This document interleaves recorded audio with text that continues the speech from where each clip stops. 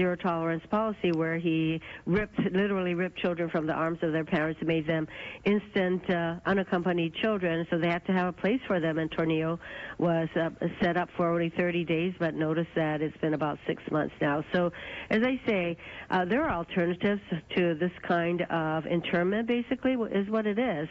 Much more humane ways of treating people who cross the border under very treacherous conditions and to seek asylum in our country. And our providing the opportunity for asylum is mandated both by federal law as well as international law. But obviously the president could give a rip about any of that.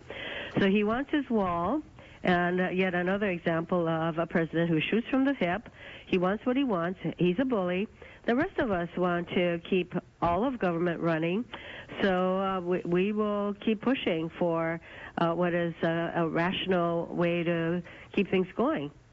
Now, Senator, we are just days away from a potential partial government shutdown. What role is the president's immigration policy playing in all of this? Well, he wants a border wall, and there's a very if you were to ask the administration where are the plans for this border wall, it's going to cover 1,100 miles.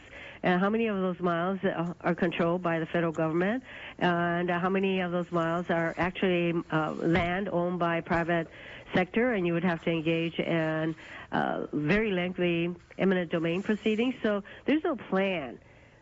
So again, it's the president's anti-immigrant policies, and it's being manifested in different ways. But, you know, when you think about it, we know that we have a president who shoots from the hip. We know we have a president who doesn't feel as though he has to explain anything. He just says, here's what I want. And then sometimes when you actually give him what he wants, he'll say, oh, change my mind.